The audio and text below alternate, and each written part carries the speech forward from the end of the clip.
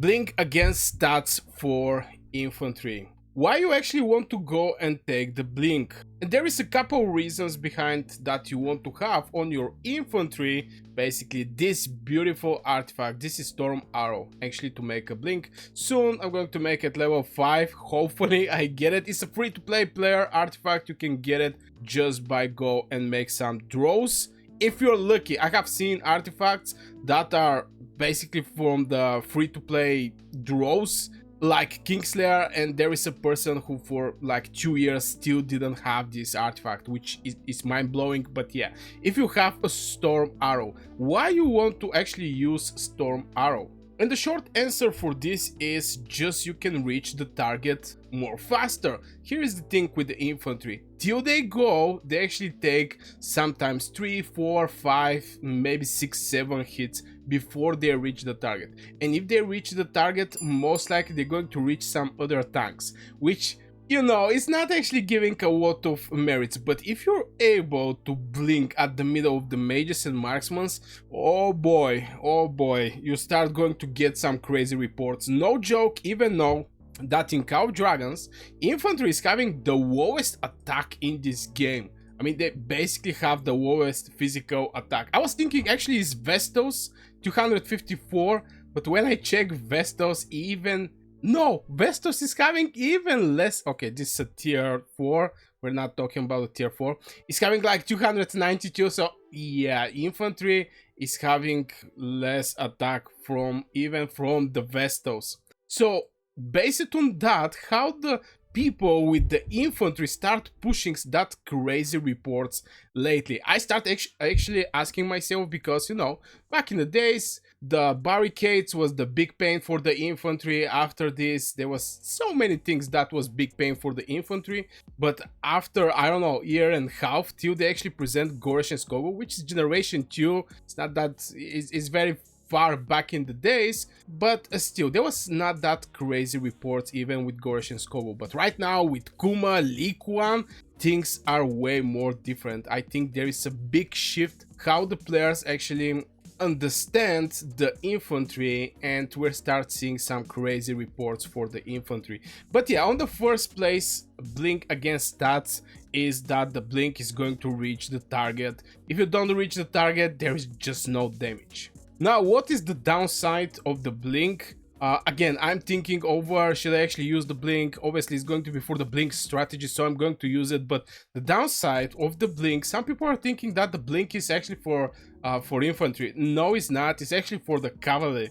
Cavalry unit attack 40%, Legion attack 22%. So this 22% is going to be the stat that is going to affect your infantry.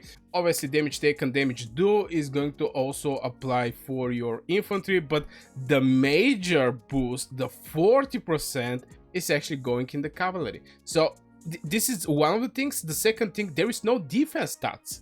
There is basically no defense stats. Here you see only boosting.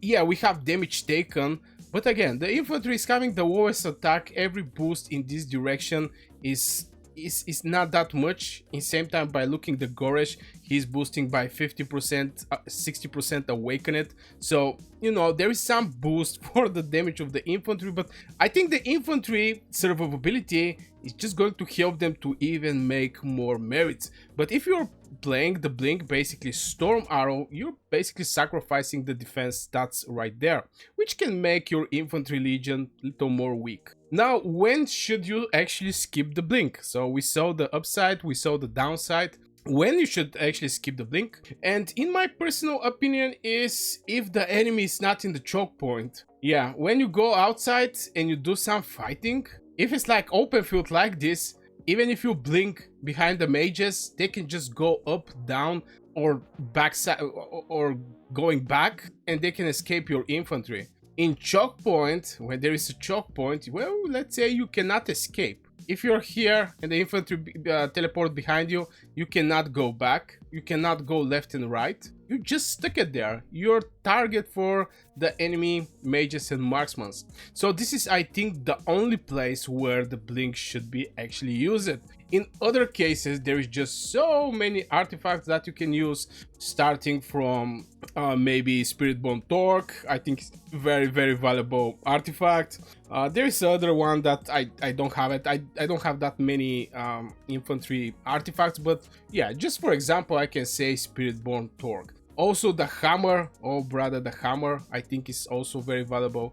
If I go and actually find the hammer, this one, Greymar hammer, is actually applying stun. Devilish Legion are stunned for 4 seconds. You cannot do counter attack when you're stunned, so it's basically free target. The new artifact for the infantry, this one is absolutely great. I mean, many new infantry artifacts was presented that are very nice. This one even do damage, but in the same time is going up to 60%. Here is 30% HP, but it's up to 60% HP boost, which is absolutely crazy. So the only reason I see to actually use the arrow or the storm arrow is actually when you're playing the blink in the choke points. I don't see any other reason people using this blink infantry. Maybe if there is some big bow of the mages, but still they're going to just run away from you. Now when it's actually mandatory, the blink, I think is always you should have one legion with the blink infantry. Now if you're lucky and you have more infantry legion like Gore's Kogu, which is fully awakened at 6 stars, and you just get the Kuma. You get Kuma and Li Kuan, these 2 heroes, and you can use like 2 legions and one should be ready for the blink. Now the way I think to play this season is always have 1 infantry legion. That's, I'm not going to push, or I'm going to just stop the cavalry, incoming cavalry, or if the enemy infantry start running to our mages and marksmen, then I'm going to use my infantry and waiting a signal where we can actually try to grab some decent portion of the enemy legions. Now obviously on the open field you just need more infantry to teleport so you can catch something, but even if you want to walk around with your mages, still is costing time, and in this time you're basically giving free DPS to the enemy legions, mages and marksmen. Now what kind of synergy this blink arrow is going to give you? Well, you basically control the battle. The moment you do the blink, people are start running in fear. Now if it's just a single infantry, there is no issue there. People are just going to get back and kill your legion. But if there is a couple blink infantry and they stuck the legions there, it's going to become a panic. And in panic, people are trying to escape. And here is the thing with the legions. The moment you start, let's say I'm going to go out with these 4 legions. The moment you start trying to go around something, your legions are not actually hitting nothing. You're trying to escape. You don't have target, and this is free merits for the enemy. The moment you take out your target from the enemy target, you're basically free merits at this point. You can only just do some counter attack, but no, mages are not doing some crazy counter attack. It's not like marksmen's. Now let's talk about the blink strategy, and there is one thing that I think still a lot of alliances are trying to, you know, improve, and this is blink only when team can foul instantly.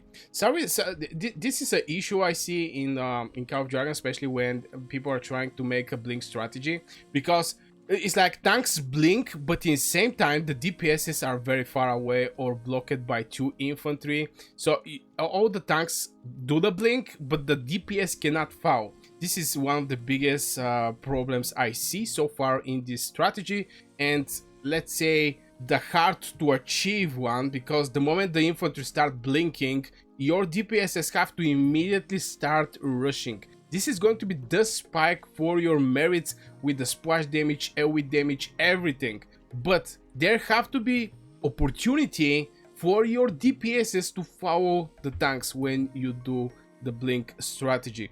I think this is extremely important, and it's very hard to be achieved. It's very hard to be achieved. If the enemy is not having infantry, it's not that hard to be achieved. But 1 infantry, or maybe 2, can block your whole DPSs for actually coming and follow the blink infantry and actually destroy some ranged legions right there. Now, where should you go with the stats? Obviously, when you're making small pulls, there is a big fight and you're slowly pushing your enemy. In situation like this, just the Storm Arrow is extremely aggressive from point of what is going to give you as a defense stats. So obviously when you just do a push in the open field or you're stopping enemy infantry, maybe some defense artifacts like Spiritborn Torque, as I already mentioned, or some other defense one. This one is infantry defense, legion defense, very nice one. HP legion HP, this is also a good one. This one is also a good one and is free. Also is having this demo what was the name, designated circle for 5 and get shelter to immobilizing. Yeah, this one is doing the immobilizing. This one is a little tricky because you can go too deep in the enemy, but still I think this artifact is very nice with the Kuma. If you don't want to go with the Storm Arrow, you can just push from a side like this to actually, with the Shield of Strudiness, to actually go more deep in the enemy, both mages and marksmen. And this one is giving infantry unit attack and is going to give you some extra HP. I think this is a great replacement for the Storm Arrow, even though that Storm Arrow is a little hard to replace it, I'm not gonna lie.